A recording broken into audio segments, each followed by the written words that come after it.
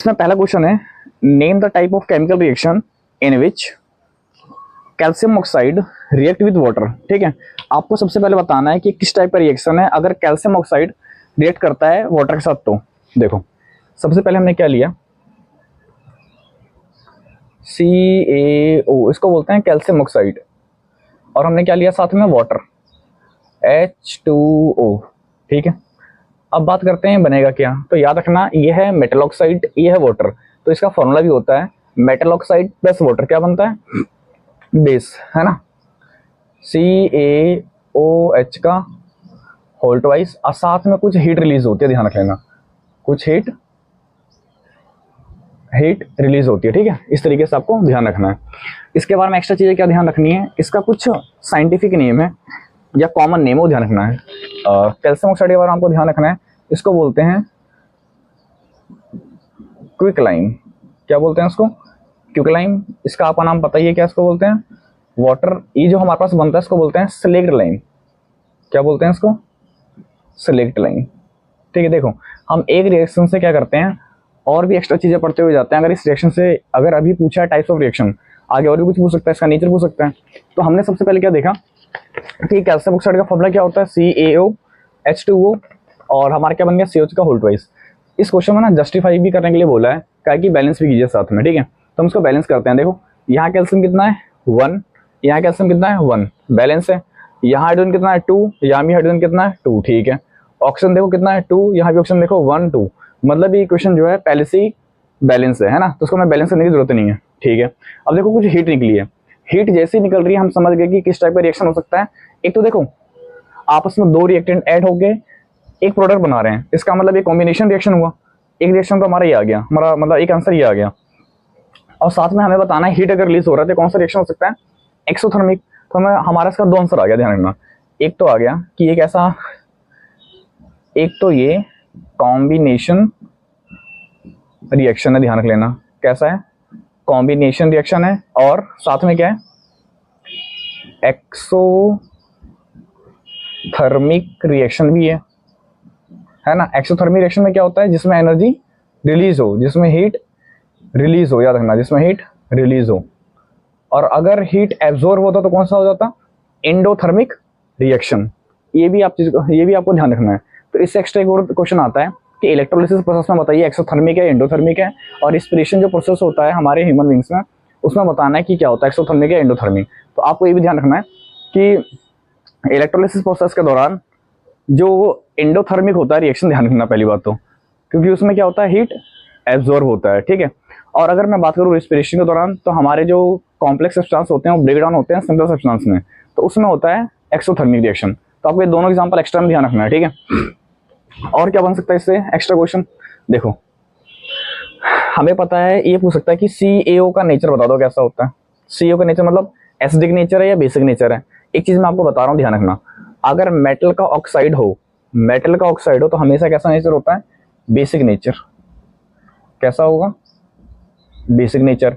और अगर ये नॉन मेटल का ऑक्साइड होता है, जैसे सल्फर डाइऑक्साइड, कार्बन डाइऑक्साइड, तो उसका नेचर कैसा होता है, एसिडिक नेचर। तो यहाँ पर लिख सकते हो आप लोग, अगर मेटल का ऑक्साइड है, अगर इसका नेचर पूछूं तो ये कैसा हो जाएगा, बेसिक इन नेचर। और अगर मैं पूछूं नॉन मेटल का ऑक्साइड है ना, तो उसका क्या हो जाएगा, एसिडिक इन नेचर। ये आपको ध्यान रखना है बेसिक तौर पर। ठीक है, ये हो गया। इसका एग्जांपल याद कर सकते हो, एग्जांपल क्या हो गया, जैसा CO2 SO2 है ना, इसका एग्जांपल मैग्नीशियम ऑक्साइड है ना, MgO, CaO, जो भी आपको मेटल दिखाई दे, मेटल के साथ ऑक्सीजन लगा दिखाई दे, समझ जाना कि वो कैसा है, एसिडिक बेसिक नेचर है। और नॉन मेटल के साथ अगर दिखाई दे तो एसिडिक नेचर है। ठीक है, तो उसमें बैलेंस भी करना था। तो देखो इक्वेशन पहले से ही बैलेंस है, तो हमारा पहला आंसर होता है खत्म।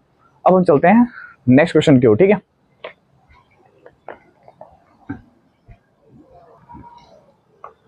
सबसे पहले अगर हम बात करें तो चेंज इन कलर है ना, चेंज इन कलर का एग्जांपल क्या हो सकता है, पहला एग्जांपल क्या सोच सकते हो आप, चेंज इन कलर का एग्जांपल बता सकते हो अगर आपने कोई सा पढ़ा हो तो। देखो मैं बताता हूँ,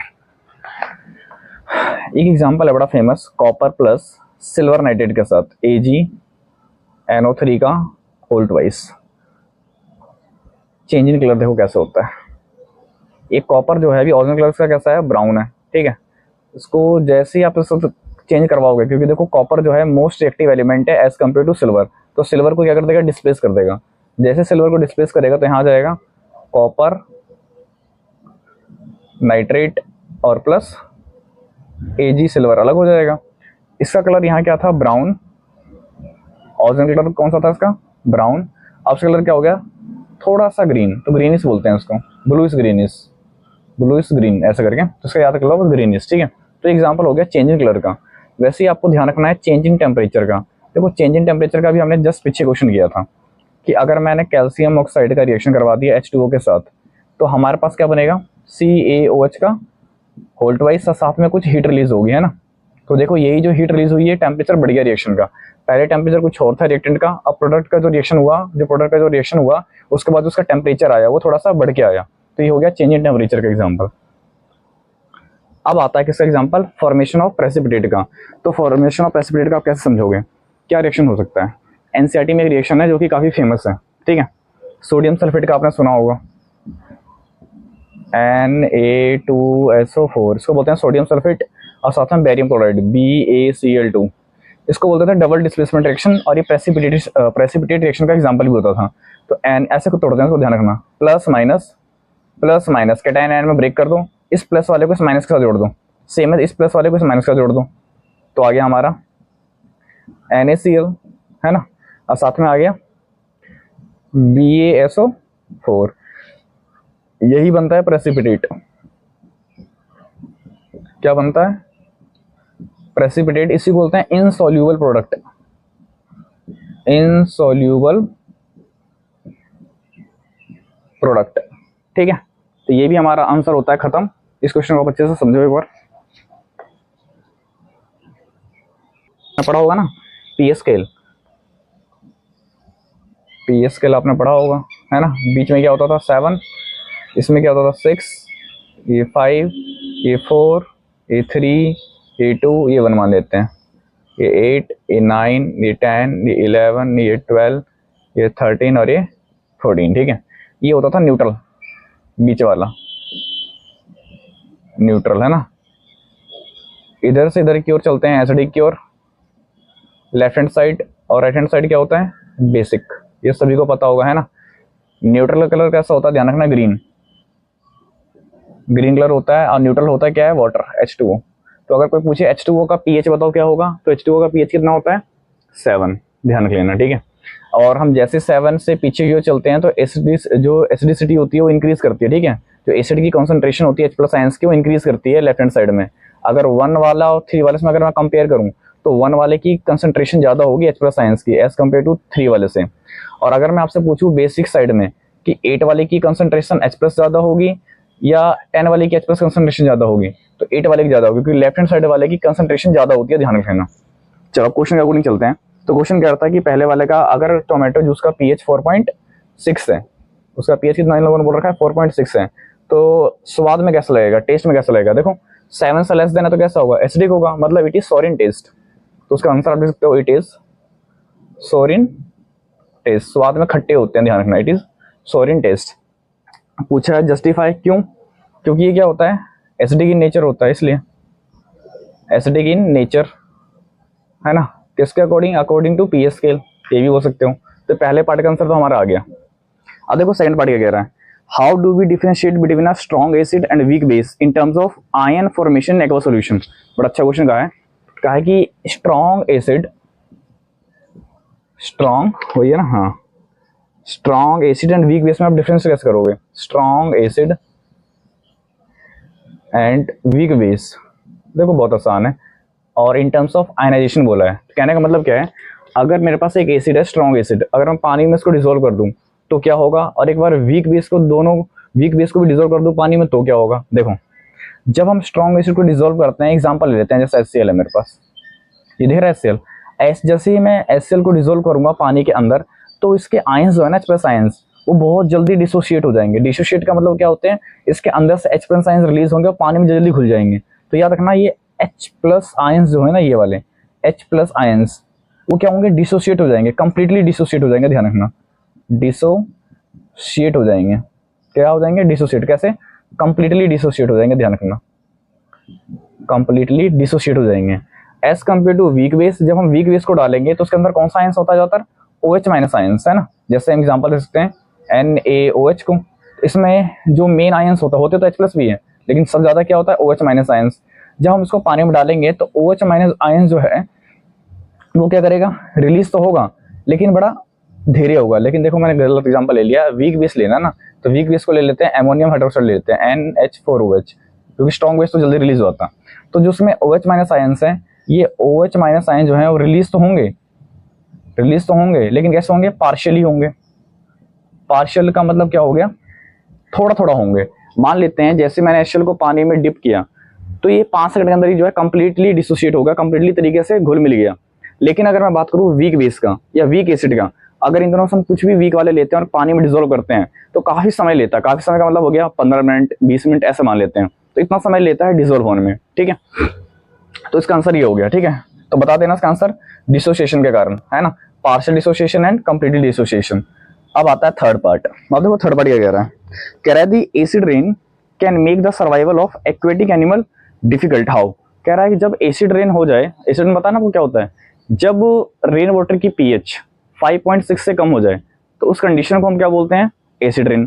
तो ये कह रहा है जो बारिश होती है, अगर मान लेते हो एसिडिक रेन है और वो लेक में, है ना, लेक में हो गया, रिवर में अगर फ्लो करता है तो जो हमारे एक्वेटिक एनिमल होते हैं उनको मुश्किल होता है।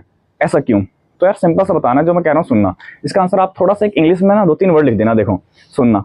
एसिड रेन क्या करता है, acid rain lower the pH of river and lake water, ठीक है, making it more acidic. Aquatic animals such as fish can not survive if the water become too acidic because it damage their gills, skin and eggs, ठीक है।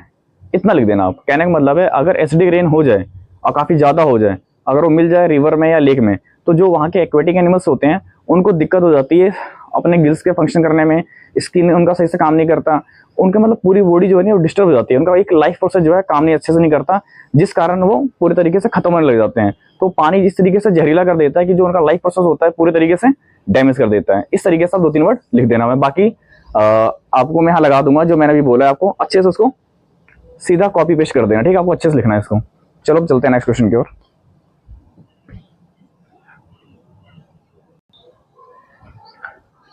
चलो बच्चों आते हैं next question की ओर, ठीक है। नेक्स्ट क्वेश्चन क्या है, केस बेस्ड स्टडी है। केस बेस्ड स्टडी आप रीड करना आराम से, उस पे जो क्वेश्चन बनता है मैं वो बता रहा हूँ आपको। क्वेश्चन है what is the cathode and anode made up of in the refining of copper by this process. जो कैथोड एंड एनोड होते हैं जो बने हैं रिफाइनिंग ऑफ कॉपर से, बताना इसमें कौन सा यूज किया जाता है, ठीक है। तो इसका आंसर सिंपल सा है, कोई बड़ी बात नहीं है। आपको ध्यान रखना है इलेक्ट्रोलाइटिक प्रोसेस में होता क्या है, एक बीकर है, बीकर में क्या करते हैं, 2 रॉड इंसर्ट करते हैं, ठीक है, एक ही ऐसे,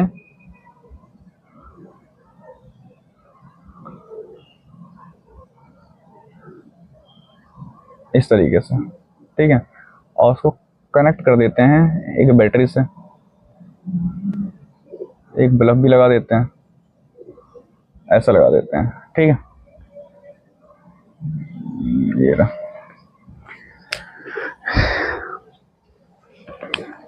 ये जो है वो है एनोड,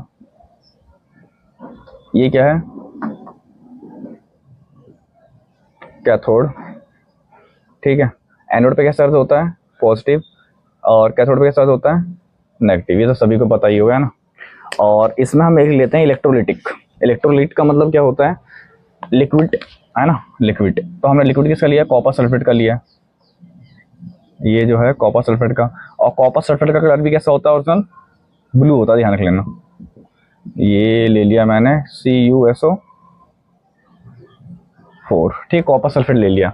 और साथ में ना इसको कंडक्टिविटी बनाने के लिए हमने क्या करा, इसके अंदर मिला दिया H2SO4। तो इसमें ध्यान रखना 2 चीज़ का मिक्सर होता है, H2SO4 भी मिलाया जाता है, ध्यान रखना, एसिडिफाइड करने के लिए, कंडक्टिविटी बढ़ाने के लिए कि इलेक्ट्रिसिटी कंडक्ट हो यहाँ से, ठीक है। अब आते हैं इसके रिएक्शंस पे, देखो होता क्या है। तो जैसे ही हम कॉपर सल्फेट का सॉल्यूशन लेते हैं और H2SO4 का सॉल्यूशन लेते हैं तो कुछ रिएक्शंस होती है ना। उससे पहले आपको ध्यान रखना है, ये जो कैथोड और एनोड होते हैं वो बने किस चीज़ के होते हैं, ये ग्रेफाइट के रोड होते हैं, मतलब कार्बन के रोड होते हैं, याद रखना। ग्रेफाइट के रोड हो सकते हैं, या तो ये किसके रोड हो सकते हैं, कैडमियम के हो सकते हैं, कैडमियम का रोड। याद रखना इस दो एलिमेंट से मिलके बनता है, दो एलिमेंट से मिलके मतलब या तो ग्रेफाइट का रोड होगा या तो किसका होगा, कैडमियम का रोड होगा, ध्यान रख लेना, ठीक है। अब बात करते हैं, अब ये जो कॉपर से इन लोगों ने जो बनाया है इसको, ठीक है, एक थिन और एक थिक बनाया है ना। तो आपको बताना है थिन और थिक कौन सा है। जो कैथोड है ना वो ध्यान रखना है आपको, ये थिन स्ट्रिप होता है प्योर कॉपर का, और जो एनोड होता है वो आपको ध्यान रखना है थिक ब्लॉक होता है इम्प्योर का। तो एनोड कैसा होता है, थिन। एनोड कैसा होता है, thin strip of copper, thin strip of copper. And cathode कैसा होता है, थिक स्ट्रिप ऑफ कॉपर, ये कह सकते हो आप, थिक स्ट्रिप ऑफ कॉपर, ध्यान रहेगा। तो यही है हमारे पहले का आंसर। पहले में तो पूछा है what is the cathode and anode made of in the refining of copper by this process. इसके दो आंसर दे सकते हो, या तो कह सकते हो कि कैथोड एंड एनोड जो होते हैं वो किससे बने होते हैं, कैडमियम या ग्रेफाइट से। और अगर वो नहीं बताना तो आप इसके साइज के हिसाब से बता सकते हो, मेटेरियल के हिसाब से, कि कॉपर का तो बना है, ठीक है, कॉपर का बना हो सकता है, ध्यान रखना कैसा हो सकता है, थिन हो सकता है, थिक हो सकता है। लेकिन थिन कौन सा होगा, ये याद रखना कैथोड होगा, है ना। थिन कौन सा होगा, कैथोड होगा। और एनोड कैसा होगा, थिक होगा, ध्यान रख लेना, है ना। चलो ठीक है, अब आते हैं नेक्स्ट पार्ट में। अब देखो नेक्स्ट पार्ट क्या कह रहा है, name the solution used in the above process and right it's formula. Solution कौन सा यूज किया मैंने, देखो कॉपर सल्फेट सॉल्यूशन में यूज किया, ये वाला copper sulphate CuSO4 plus H2SO4, ठीक है। इसको बोलते हैं acidified electrolytic solution, electrolytic solution, ठीक है। तो ये हमारा हो गया सेकंड का पार्ट। अगला कह रहा है कि how copper gets refining when electric current is passed in the electrolytic cell. अगर हम इससे इलेक्ट्रिक करंट पास करवा दे तो क्या होगा, तो कुछ नहीं होगा। देखो यहाँ से ब्रेक डाउन होगा पहले तो Cu+2 का और SO4-2 का। तो जो Cu+2 है ना वो एनोड की ओर जाएगा इस तरीके से, ठीक है। इसके पास क्या करता रहेगा, चिपकता हुआ जाएगा धीरे धीरे इस तरीके से, इस तरीके से। कुछ समय बाद SO4 जो है यहाँ चिपकेगा, यहाँ चिपकेगा। ये तब तक होता रहेगा जब तक रिएक्शन प्रोसीड ना हो जाए, एक इक्विलिब्रियम कंडीशन पे ना आ जाए, ठीक है। तो बस इतना बताना कि कॉपर जो है डिपॉजिट हो जाएगा at anode side and sulphate ions कहाँ डिपॉजिट हो जाएगा, कैथोड साइड, ठीक है। एंड थर्ड कह रहा है कि और पार्ट में देखो क्वेश्चन कह रहा है कि यू हैव 2 बीकर्स, आपके पास 2 बीकर्स हैं A एंड B, जिसमें कॉपर सल्फेट का सॉल्यूशन है, ठीक है। उसके बाद इन लोगों ने क्या कहा है कि अगर मैं एक में जिंक की स्ट्रिप डिप कर दूं और दूसरे में सिल्वर की स्ट्रिप डिप कर दूं A और B में, और 2 घंटे के लिए छोड़ दूं, तो बताओ क्या होगा। कहने का मतलब है जो और वाला पार्ट है ना, और वाला, कि मान लेते हैं कि हमारे पास इस तरीके से एक टेस्ट ट्यूब है, एक टेस्ट ट्यूब है जिसके अंदर पहले से ही क्या है, कॉपर सल्फेट का सॉल्यूशन, असली कलर ब्लू होता है, ध्यान रखना,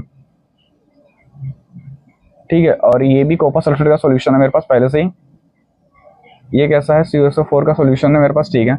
एक बार मैंने क्या करा है, इसमें जिंक डाल दिया है, जिंक की मैंने रॉड डाल दी है, समझ लो ऐसे एक स्ट्रिप डाल दी है, किसकी है ये, जिंक की है। और इसमें जो मैंने स्ट्रिप डाली है किसकी है,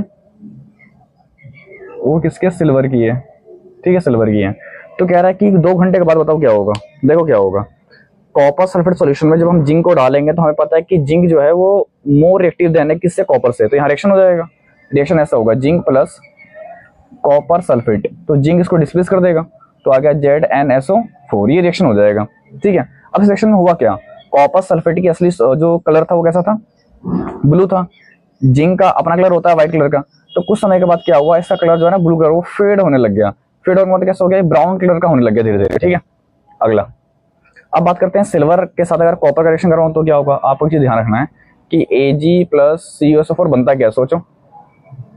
नो रिएक्शन, रिएक्शन नहीं होता। क्यों नहीं होता, क्योंकि सिल्वर जो है वो लेस एक्टिव देना कॉपर से। भाई यहाँ आपने डिस्प्लेसमेंट रिएक्शन में आपने पढ़ा होगा ना रिएक्टिविटी सीरीज, तो जो ज्यादा रिएक्टिव होते हैं वही तो डिस्प्लेस कर पाएंगे कम वाले को। यहाँ तो पहले से वो कम वाला है तो ज्यादा वाले को कैसे रिप्लेस कर पाएगा, तो रिएक्शन आगे होता ही नहीं है। इसका मतलब क्या है, यहाँ 2 घंटे के बाद जो इसका कलर है ब्लू कलर वो फेड हो जाएगा, फेड हो जाएगा, कुछ समय बाद ब्राउन हो जाएगा, उसके ऊपर चढ़ जाएगी। लेकिन इसमें क्या होगा, सिल्वर कलर का जो कलर है या जो कॉपर सल्फर का जो कलर है जैसा था वैसे ही रहेगा, remains constant, no colour change, ठीक है। तो इसका आंसर होता है खत्म। तो मैंने आपको केस बी स्टडी समझा दिया किस तरीके से करना है, आपको उसको और अच्छे से लिखना है इंग्लिश में थोड़ा, ठीक है, जो आप थोड़ा सा इंप्रेशन जमा पाओ एग्जामिनर के सामने। मैंने क्वेश्चन को समझाने की कोशिश करी है आपको, ठीक है। चलते हैं नेक्स्ट क्वेश्चन की ओर।